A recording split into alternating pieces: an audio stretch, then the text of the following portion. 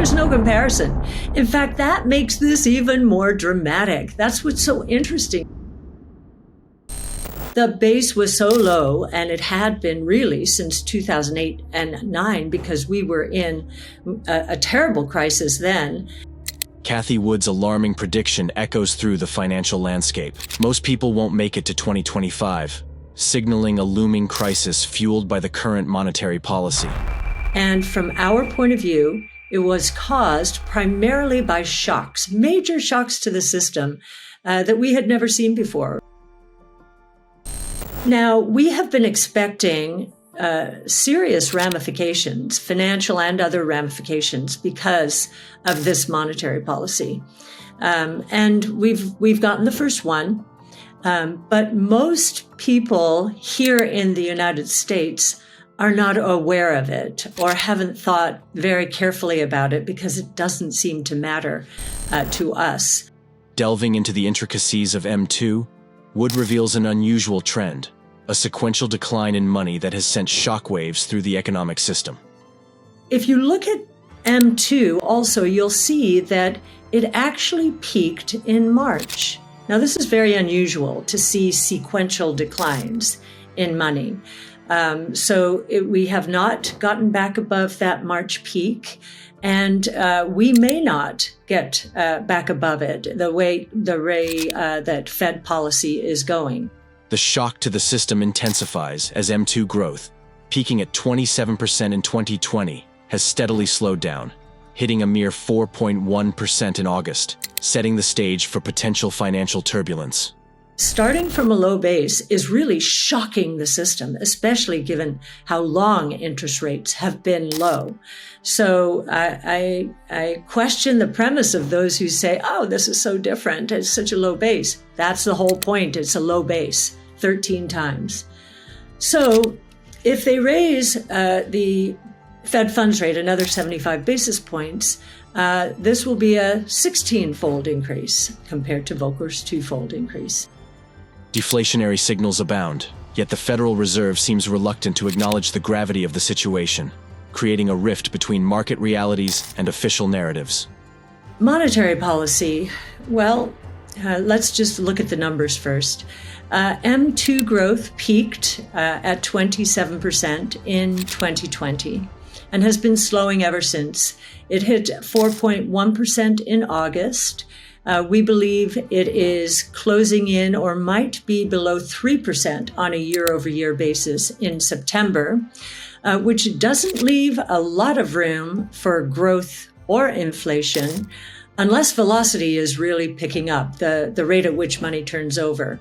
And we're in an environment where we do not believe velocity is picking up. If anything, I think individuals and businesses are becoming more concerned and are spending less freely.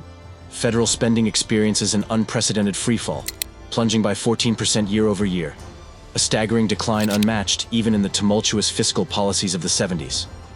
We know that we're getting a lot of deflationary signals, but the Fed isn't really buying into that yet.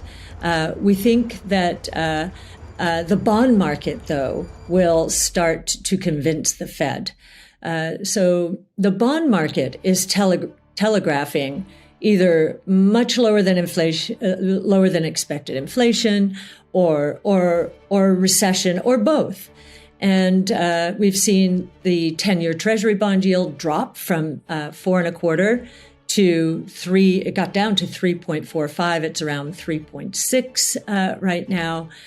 So that doesn't leave very much room. If you assume that the long bond is kind of a proxy for how fast nominal GDP will grow, it doesn't leave enough room for much growth and inflation.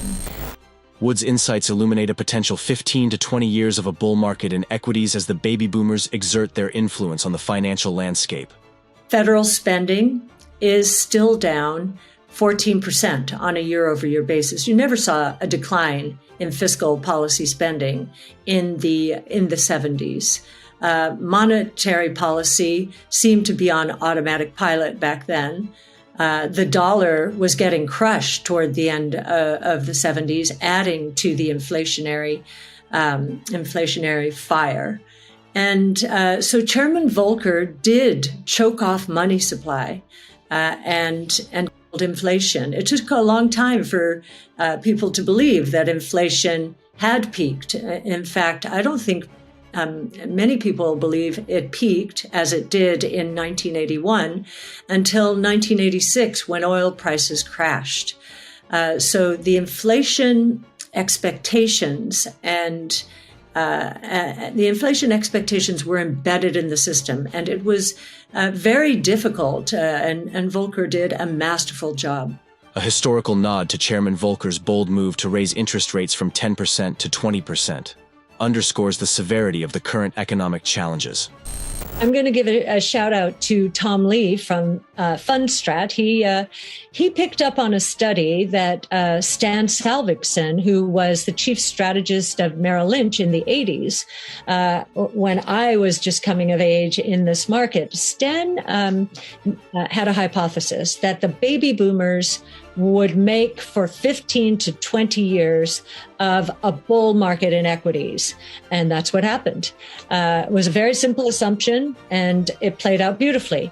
Tom Lee, I don't even think he referenced that study, but has taken the notion that millennials are the reason we're in a bull market for equities, and that this leg of the bull market won't end until 2026. And I think he thinks that the bull market, with some fits and starts after that, could actually extend to 2038, I believe it is, which is the year that the number of millennials peak.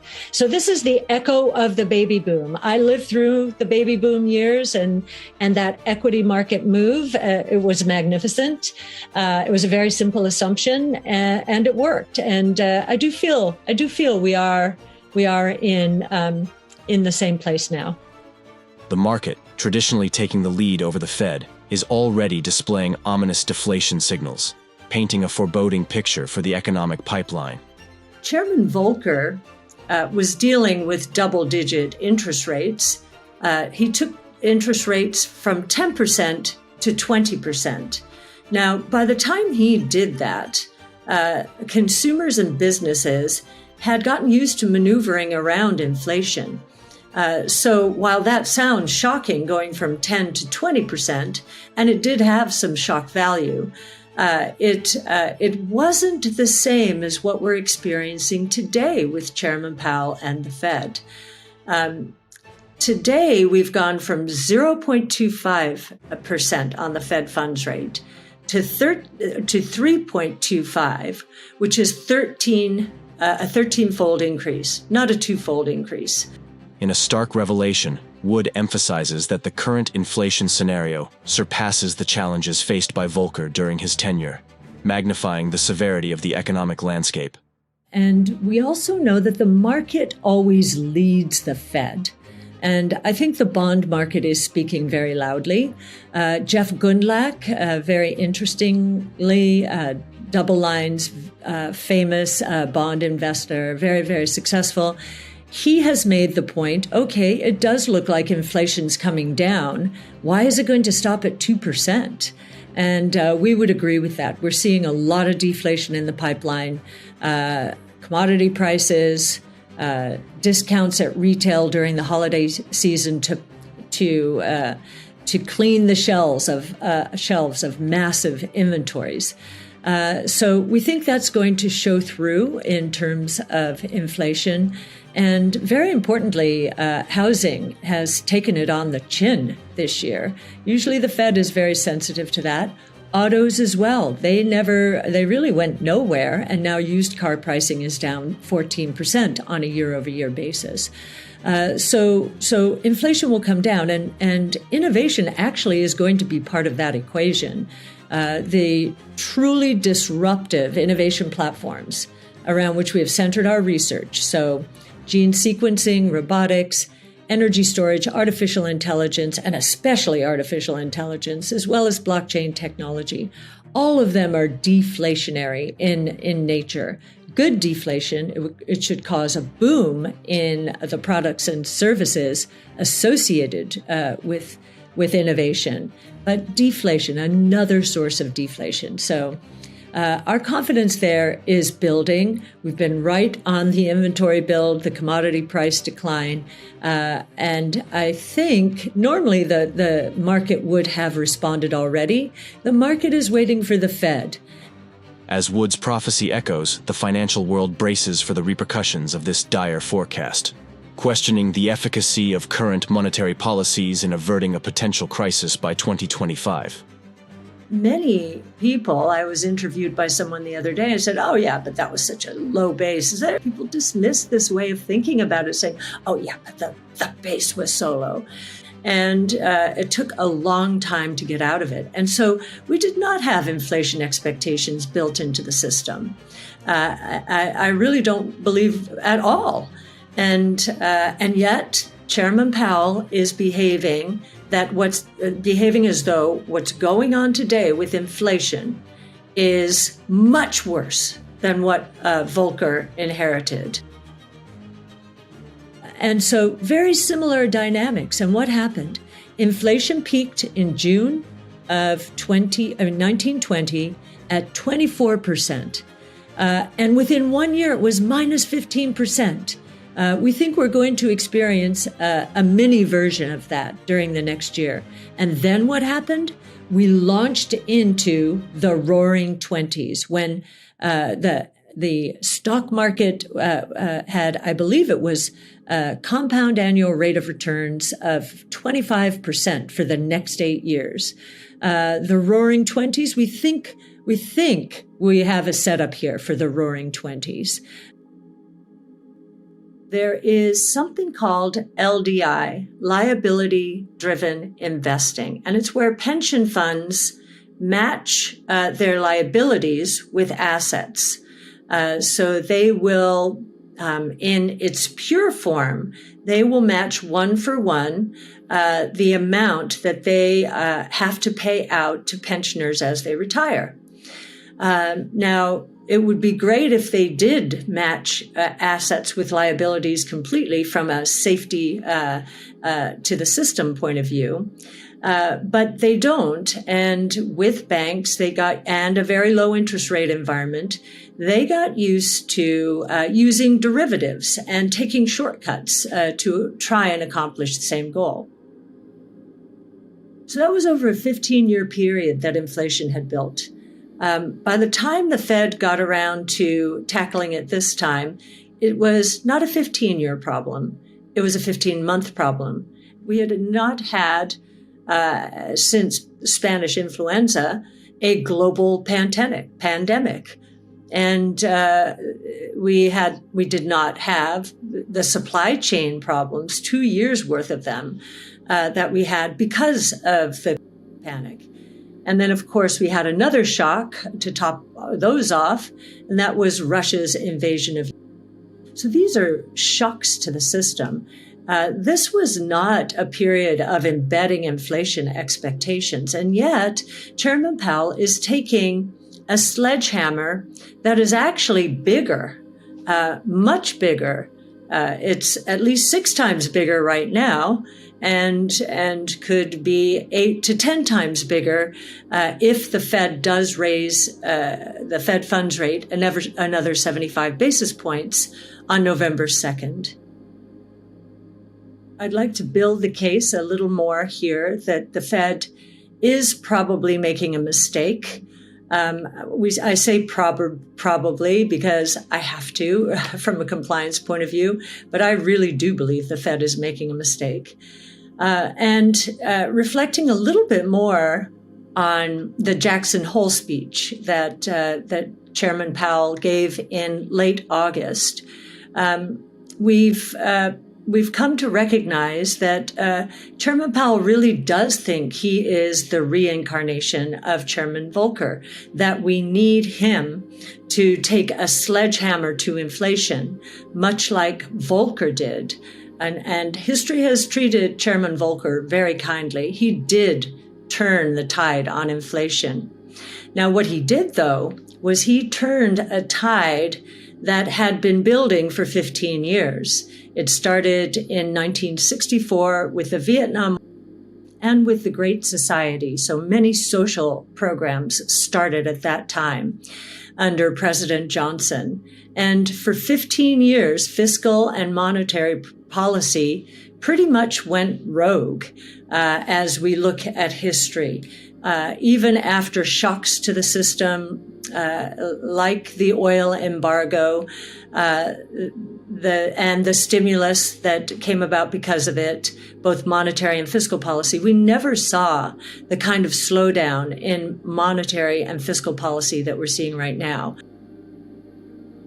For some time now, we've been saying that the Fed has overdone it and that the greater risk here is deflation. Yes, the CPI did not surprise us at all, although there were rumors that revisions would take it higher than many people thought. And so we believe we're beginning to see deflationary trends in many more sectors now. It started with commodities. Now we're seeing airline prices coming down, auto prices coming down. And we're seeing staples prices. They have been sticky, but what's happened to staples volumes? They have gone down. That's not how you run manufacturing plants. So we think that they will be forced into cutting prices as well. You heard Home Depot today, negative 3.8% comp store sales here in the United States. And if you look at the S&P 500, I think a third of all companies in the S&P 500 are reporting negative revenue growth. What we have characterized the last 2 years as a rolling recession. Some measures of housing are down 40%. That's a recession. Autos, 15 million units in the U.S., that's kind of punk. It's recession-like. And we're seeing these volume declines in staples. Right. You've got consumers pulling back. We are going to hit that 2 handle, and we will go below it, and would not be surprised to see CPI inflation negative at some point next year.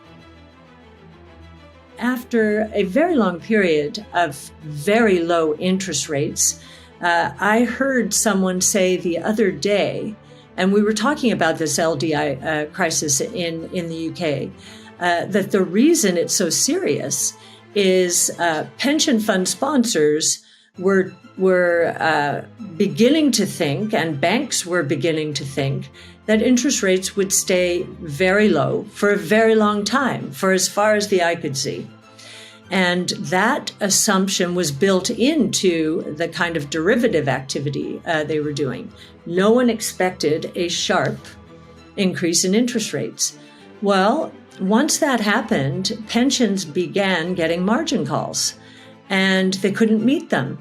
And in fact, if interest rates had gone to 8%, and I think they got to 6% over there, if they got to 8%, then according to some of the people close to that situation, whom we have consulted, then the pension system would have collapsed. But it wouldn't really have been the pension system. What really would have collapsed if the pension funds were not meeting those margin calls were the banks, the counterparties in this case for these derivatives. And so the Bank of England had to step in and basically say pretty much the same thing that Draghi said, the chairman of the European Central Bank in 2011. He basically said, we're going to pull out all stops no matter what.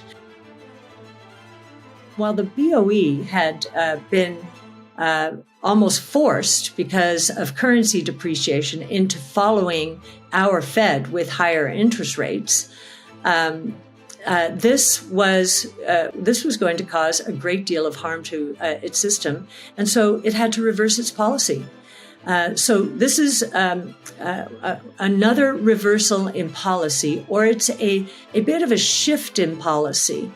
It's an outright easing, and they said they will continue until October 15th. So now all of these pension funds, in collaboration with the banks, are deleveraging, and they have till October 14th. So what do you do if you're deleveraging in an illiquid environment? All markets are experiencing duress today. I think the Fed is a big part of that. So what do? You sell the most liquid assets. What are those? Those are government bonds. And so we're seeing U.S. government bonds, which are held in pension funds abroad, being sold, even though deflationary pressures are mounting all over the place. And so we think this is a bit of a financial crisis, and we think we'll see it elsewhere as the Fed continues to raise interest rates, as it seems want to do.